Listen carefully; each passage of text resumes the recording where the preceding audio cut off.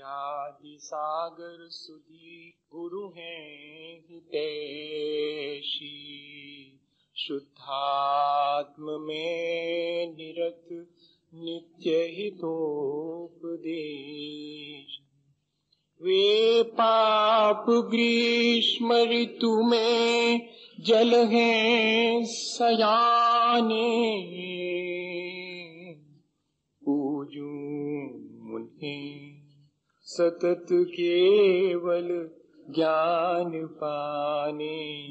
पूजूं उन्हें सतत केवल ज्ञान पाने।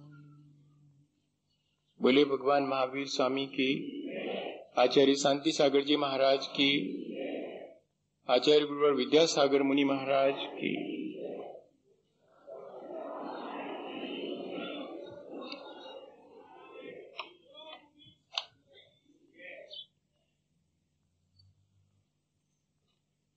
हम सभी के जीवन में जो कर्म हम करते हैं उनका फल भी हमें चखना पड़ता है। बुरे कर्मों का फल बुरा होता है और भले कर्मों का फल भी हमें अच्छा या भला मिलता है। ये एक बहुत कॉमन सी चीज है। लेकिन नियम सिर्फ इतना ही नहीं है, नियम इससे भी ज्यादा है। जैसे अगर हवाएं किसी बगीचे के ऊपर से गुजरती हैं तो वे हवाएं सुगंध से भर जाती हैं, और अगर वे हवाएं किसी स्मशान में सड़ने वाले शवों के ऊपर से गुजरती हैं तो हवाएं दुर्गंध से भर जाती हैं।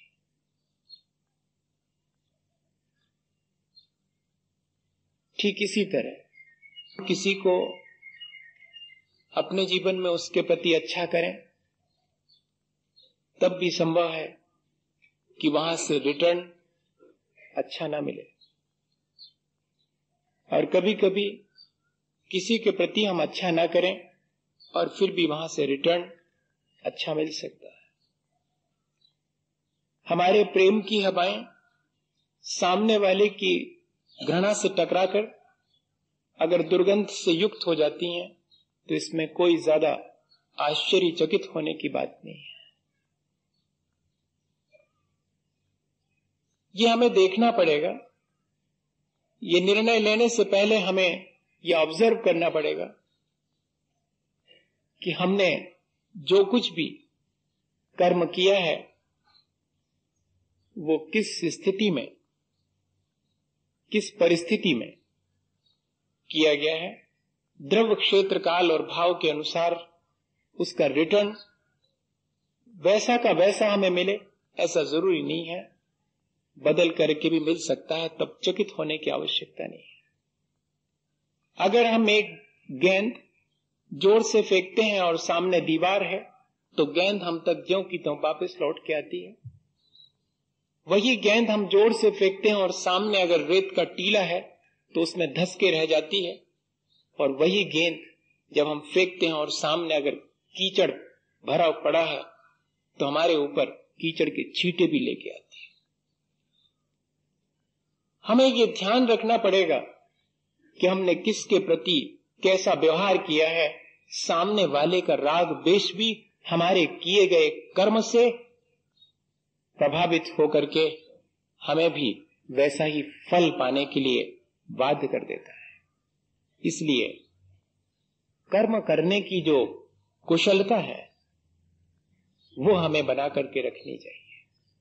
भले और बुरे दोनों प्रकार के संस्कार हमारे जीवन में है। ये कौन डालता है संस्कार हमारे भीतर?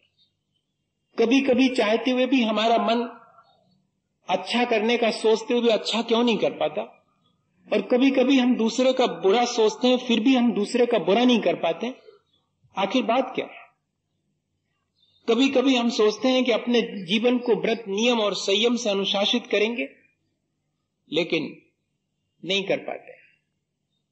कभी कभी हम सोचते हैं कि हमारी अपनी दृष्टि को हम निर्मल बनाएंगे लेकिन हमारी दृष्टि की विकृति जा नहीं पाती है। कोई तो है जो इन सब में हमें बाधा डालता है, जो हमें थोड़े भी व्रतों को ना होने दे, वो भी एक तरह की कषाय है, और जो हमें पूर्ण रूप से महाव्रत ना होने दे वो भी एक कषाय है, और जो हमें अपने आपे में न रहने दे वो भी एक कषाय है। वो भी हमारे अपने परिणामों की कलुषता है। कषाय और कोई चीज नहीं है, कषाय हमारे परिणामों की कलुषता है। अब उस कषाय को या कि उस मन की कलुषता को हम कैसे धोएं और हमने कैसे अपने मन को उससे कलुष कर लिया है, इसको हम समझें तो संभव है कि हम वर्तमान में कुछ ऐसे कर्म करें जिससे कि हमारा जीवन ऊंचा उठे, अच्छा बने। रेत का एक कण भी अगर की चीजों में मिल जाए तो सारा मजा किरकिरा हो जाता है। अगर दुर्गंध का एक कण भी वातावरण में आ जाए तो सारे वातावरण को विषाक्त और दुर्गंधमय कर देता है। यही स्थिति हमारी अपने परिणामों की कलुषता या कषाय की है। हमारे भीतर देश और घृणा के जो भाव हैं, हमारे अनचाहे, हमारे संस्कारवश जो आते चले जाते हैं, वे ठीक ऐसा ही वातावरण को दुर्गंधित करते होंगे जैसे कि हवा में एक दुर्गंध का कण आ जावे तो सारे वातावरण को विषाक्त कर देता है, या कि खाने में एक रेत का कण आ जाए तो खाने के मजा को किरकिरा कर देता है। नीम तो कड़वी ही होती है भैया, लेकिन ध्यान रखना कि नीम का बीज भी कड़वा होता है। ये जो भी हमारे अंदर अशुभ परिणाम होते हैं वे तो अशुभ हैं ही, लेकिन उन अशुभ परिणामों का जो बीज हमारे भीतर जो कषायें पड़ी हुई हैं वे भी ठीक ऐसी ही है। अगर हम किसी से गाली सुनना पसंद नहीं करते तो हमारा फर्ज है कि हम भी अब गाली देना बंद करें। अगर हम किसी से अपने जीवन में दुख नहीं पाना चाहते तो हमारा फर्ज है कि हम भी दूसरे को दुख देना बंद करें। और आचार्य भगवंत इसी स्टाइल में ये लिखते हैं कि यदि हम आगे कर्म नहीं बांधना चाहते तो हम कषाय करना बंद कर दें। जिन्हें कर्म ने बांधना हो ते कषाय ने करें। जो दुख नहीं चाहते वे दूसरे को दुख देना बंद करें। ठीक इसी तरह जो अपने जीवन में कर्मों का बंधन नहीं चाहते, जो संसार से मुक्त होना चाहते, उनके लिए आचार्यों ने एक ही बात लिखी कि वे कषाय ना करें। कषाय की तासीर है कि वो हमें अपने आपे में नहीं रहने देती। चाहे वो कैसी भी कषाय हो, क्रोध के रूप में हमारे पास आई हो या अपना रूप बदल करके, ये कषायें इंटरचेंजेबल होती है और इंटरकनेक्टेड तो होती हैं। एक जगह से हिलाते हैं सब प्रभावित होता है, और इतने ही नहीं, हम बहुत जल्दी इनको एक दूसरे में इंटरचेंज कर लेते हैं। ये हमें किसी भी रूप में आए, चाहे क्रोध के रूप में आए, चाहे अहंकार के रूप में आए, चाहे छल कपट करने के लिए रूप में आए, चाहे किसी चीज के प्रति हमें आसक्त करें, लोभ के रूप में आए, ये किसी भी रूप में आए, हम अपने आपे में नहीं रह पाते। सामान्य रूप से भी देखने में आता है कि जब किसी को गुस्सा आती है तो अपन कहते हैं भैया अभी बात मत करो, वो आपे में नहीं। और जब हम अपने आप से गाफिल हो जाते हैं, असावधान हो जाते हैं, ये सबसे पहला काम है। किसी को अगर डिफीट करना हो तो उसकी असावधानी के समय पर उसको आसानी से डिफीट किया जा सकता है। और ये कषायें यही काम करती हैं, हमें केयरलेस कर देती हैं। जरा सा किसी ने हमारे मन का काम नहीं किया या जरा सा हमारे मन की नहीं कही और ये भीतर बैठी रहती हैं, धीरे से हमें धक्का देती हैं कि देखा। अपन भी कहते कि हाँ बात तो ठीक है। ये धीरे से हमारे भीतर धक्का देती हैं और फिर हम तैयारी कर लेते हैं पूरी। क्यों? हमारे उस सॉफ्ट कॉर्नर को ये जानती हैं हमारी कषायें कि ये कमजोर कोना है, और वहां हम जैसे ही इनसे प्रभावित होते हैं हम अपने आपे में नहीं रहते और हम असावधान होकर के, फिर दूसरी चीज और है, इनकी दूसरी तासीर है। पहले नंबर तो ये हमें असावधान करती हैं। जैसे बच्चे लोग जो है जब आपस में खेलते हैं तब पहले दूसरे को थोड़ा सा वो देखो और फिर गिरा देंगे उनको। ठीक ऐसा ही इनका काम। और इतने ही नहीं, असावधान करने के बाद ये ऐसा एहसास कराती हैं कि तुम अगर हमें करोगे, क्रोध कहता है अगर तुम क्रोध करोगे तो बड़ा अच्छा लगेगा, बड़ी शांति मिलेगी। हम भी इन पे भरोसा कर लेते हैं। जैसे कि जब किसी को वो खुजली हो जाती ना कोई, तो उसको अपन को ऐसा लगता है कि इसमें जरा सा इसको रफ कर दें, जरा जोर से रगड़ दें तो जरा शांति मिल जाएगी। और थोड़ा रगड़ते हैं तो शांति सी लगती तो है, लेकिन फिर और मन करता है और फिर और बढ़ती चली जाती वेदना और जलन बढ़ती चली जाती। ठीक ऐसे ही इनकी तासीर है। जरा सा अगर किसी ने एक बात कही है तो भीतर की कषाय कहती है कि तुम कमजोर, सुन ली एक चुपचाप, दो कहो जब जाने कि हो तुम ताकतवर। वो हमें प्रेरणा देती। हम असावधान हो जाते, जैसे ही दूसरे की बात को जो हमारे मन की नहीं है उसे हम महत्व देते हैं। कषायें चाहती यही है कि हम महत्व दें, और हमने जैसे ही महत्व दिया और हम आपे से बाहर हुए, असावधान हुए, और बस इनकी तासीर है कि ये धीरे धीरे हमें ये डायरेक्शन देती हैं कि तुम हमें करोगे तो सुख मिलेगा। और हम उस लालच में कि शायद खुजली को खुजाने से आराम मिलेगा, अपनी तकलीफ को ही और ज्यादा बढ़ा लेते हैं। जरा सी कषाय शुरू में ये सोच करके कि मेरा वर्चस्व हो जाएगा कर लेते हैं, और फिर बाद में तो हम अपने वश में नहीं रहते और ये बढ़ती चली जाती हैं। आचार्य भगवंत इस बात को बहुत अच्छे से जानते थे और इसलिए एक सूत्र लिख दिया, कषायोदयात् तीव्र परिणामात् चारित्र मोहस्य। जब भी अपने भीतर की भलाई को विकृत होते देखो कि मैंने कुछ ऐसा संस्कार भीतर अपने कर्मों से डाल लिया है जिससे कि आज मैं चाहते हुए भी भला नहीं कर पा रहा हूं, मेरी अपनी पुरानी मन की कलुषता मुझे आज भला करने से रोकती है। जब जब भी मेरी अंतरात्मा मुझे भला करने की आवाज देती है, मेरे कषायें बीच में आकर के मेरे मन के कलुषता के संस्कार मुझे बीच में आते कि क्या रखा हुआ है इसमें, कुछ नहीं होने वाला इससे। भलाई भलाई से संसार में बहुत लोग भलाई करते हैं, क्या मिलता उनको? कुछ नहीं मिलता। ऐसी सलाह हमारी बुद्धि देती है, वो किससे प्रेरित है? वो हमारी कषाय या कि हमारे मन की कलुषता से प्रेरित है। वो संस्कार इतना प्रबल है। तो भैया अगर इस संस्कार को नहीं डालना हो आगे, क्योंकि इस संस्कार के दुष्परिणाम आज हमारे सामने हैं, अगर हम आज भला नहीं कर पा रहे हैं तो उसके पीछे कारण है। अगर आज हम व्रत नियम लेकर के अपने जीवन को नियंत्रित नहीं कर पा रहे हैं, आत्मानुशासित नहीं कर पा रहे हैं, तो उसका कोई कारण है, और वो कारण है मैंने पहले ऐसा संक्लेश परिणाम किया होगा। कषायोदयात् तीव्र परिणाम। कषायों के उदय में जब हम परिणामों को तीव्र बनाते हैं, हमारा अपना एफर्ट है तीव्र बनाना है कि नहीं बनाना है। हम चाहें तो उनको मन भी बना सकते हैं, उनको दिशा ही बना दे सकते हैं। कषायों की तीव्रता क्या कहलाती है, उसके लिए भी आचार्यों ने लिख दिया कि कोई ऐसा ना समझे कि कषायों की तीव्रता मतलब उछल कूद शुरू कर दी हो और मुक्का मारना शुरू कर दिया हो। नहीं नहीं, बहुत शांत बैठा हुआ, कोने में बैठा हुआ भी उसकी कषाएं बड़ी तीव्र हो सकती। बिल्कुल भैया चिमाने बैठे हैं, बिल्कुल ऐसे जान पड़ रहा है कि इनसे ज्यादा सज्जन कोई नहीं है, तब भी कषायों की तीव्रता, उसके लिए थर्मामीटर दे दिया उन्होंने कि कषाय की तीव्रता मापनी हो तो माप लेना। जो जगत कल्याण करने वाले सज्जन पुरुष हैं, उनके प्रति अगर मन में दुर्भाव उत्पन्न हो तो समझना कषाय बहुत तीव्र है।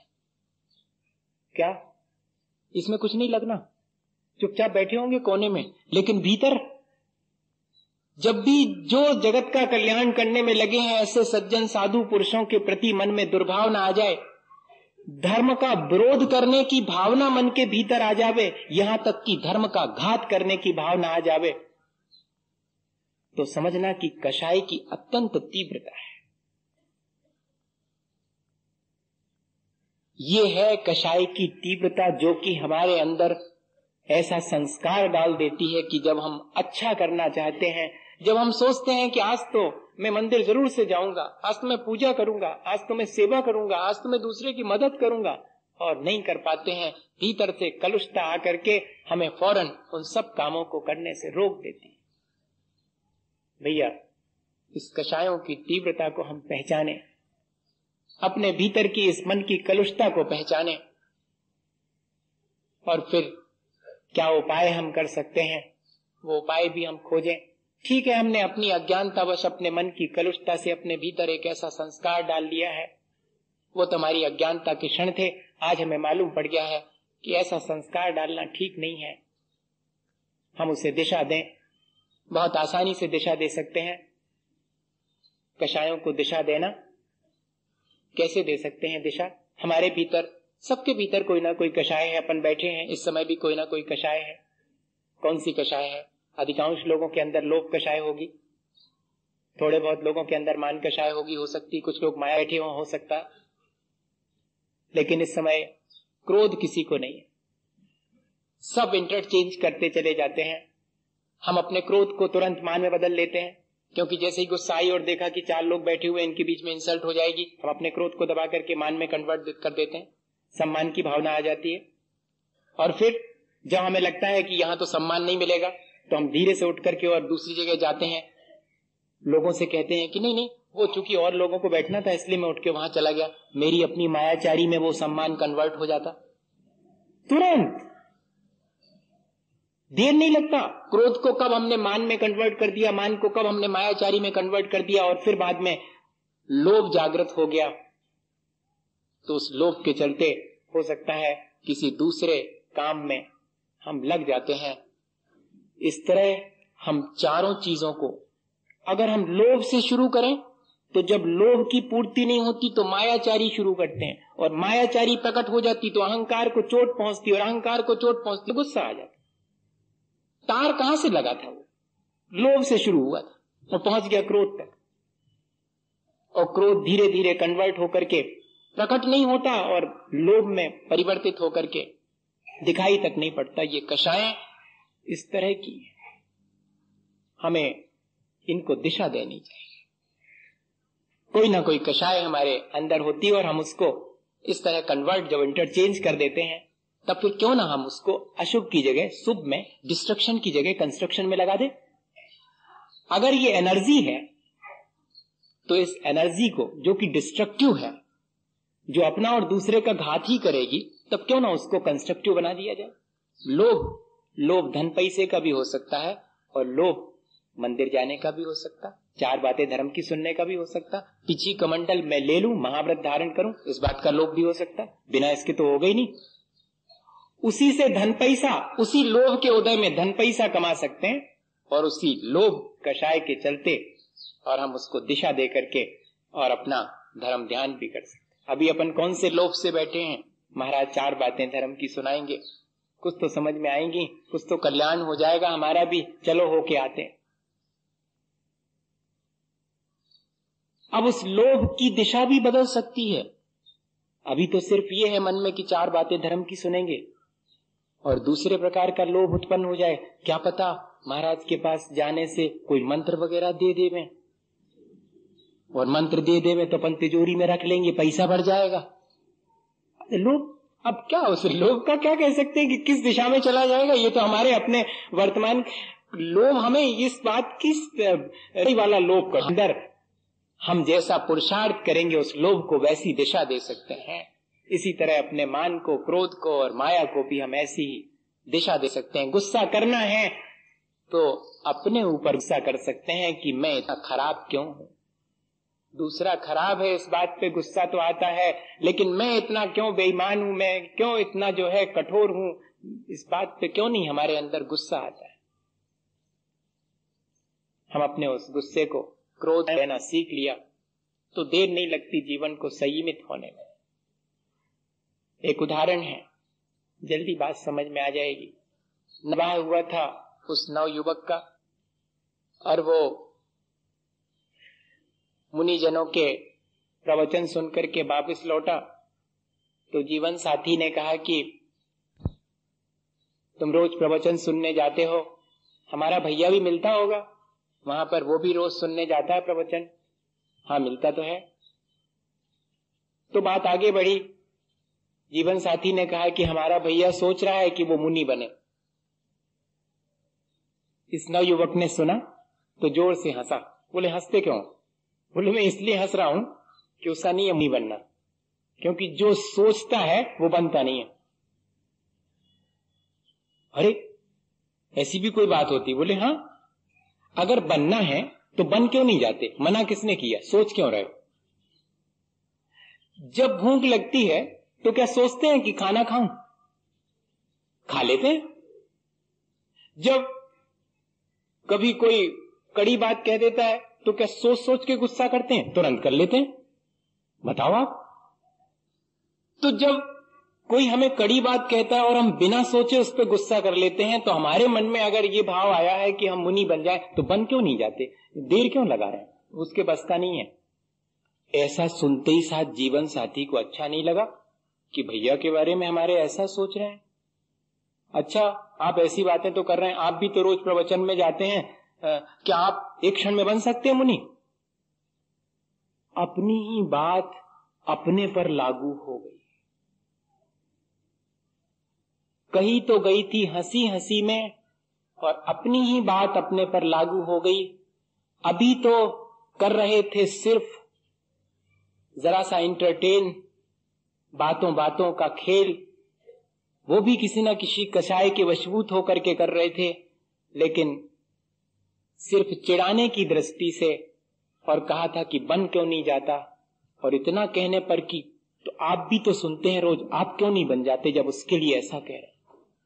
और बस कहते हैं कि वो नवयुवक जो स्नान करने जा रहा था, अपने कपड़े वहीं छोड़कर और घर से बाहर जाने लगा। जीवन साथी ने हाथ पकड़ा कि कहां जा रहे हो? बोले बस बात खत्म हो गई, निर्णय हो गया। इतने क्षण भर के अंदर अपने आप को संयमित और नियंत्रित करने की सामर्थ्य भी हमारे अंदर है। उन्हीं कषायों के चलते एक क्षण में हमने ये निर्णय ले लिया। हम ऐसे निर्णय जैसे कि कषाय करने के बारे में ले सकते हैं, कषाय से बचने के बारे में भी ऐसे ही निर्णय ले सकते हैं। कोई ज्यादा कठिनाई नहीं है। होली के दिन कोई अगर अपशब्द कह लेवे तो बताइएगा, हमारे चेहरे पर शिकन आती है कि मुस्कान?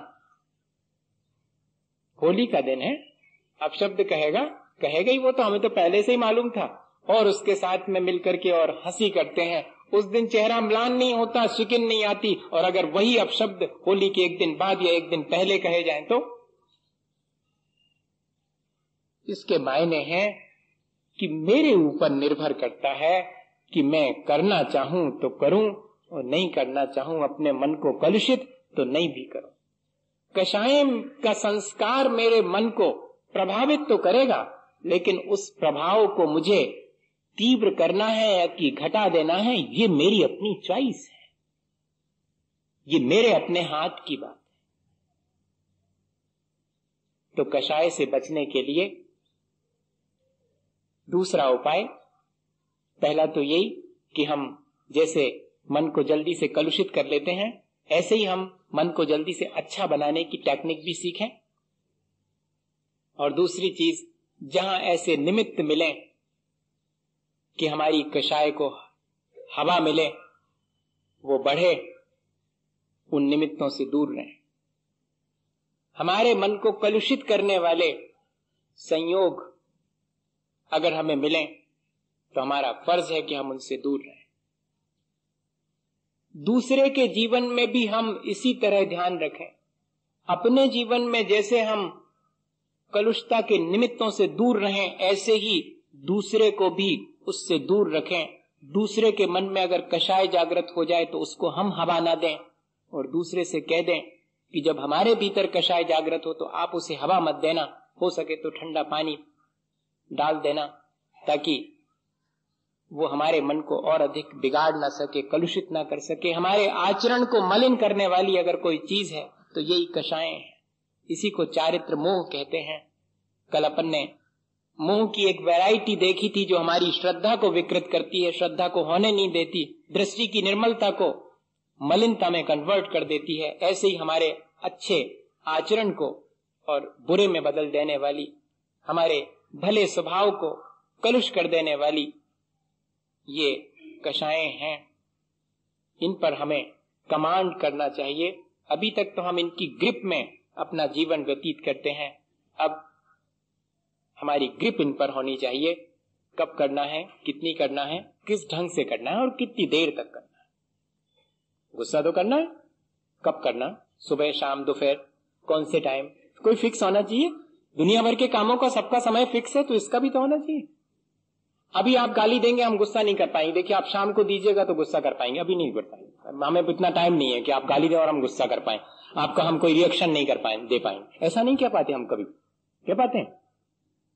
और ऐसा कर भी लेते हैं कई कई बार, जब हमारा मन किसी बहुत अच्छी बात से प्रफुल्लित है, उस बीच में अगर कोई कड़ी बात भी कह दे, हम इग्नोर कर देते हैं उसको, क्योंकि अभी हम बहुत आनंद में हैं, किसी काम में लगे हुए हैं। तो हम ऐसा नहीं कर सकते कि कब करना है और कितनी देर तक करना है। अरे 2-5 मिनट तो दुनिया करती है। आप सुबह से शाम तक कर रहे हो, कल तक उसको अपने मन में उसकी बात को डाले हुए, अरे हटाओ उसको। अभी घंटे भर के लिए किया और हटा दिया, कल ज्यों के त्यों। अगर मन कलुष भी हो गया है तो कितनी देर तक, जैसे कि बाइपर गाड़ी पर पानी गिरता है और फट से हटा करके एक तरफ रख देता, क्या ऐसा बाइपर अपने भीतर नहीं लगा सकते? अपन लगा सकते। और सीखना पड़ेगा भाई, ऐसा नहीं है। जितनी टेक्नोलॉजी बाहर डेवलप हो रही उतनी अपने भीतर भी डेवलप करना पड़ेगी। ऐसे कैसे?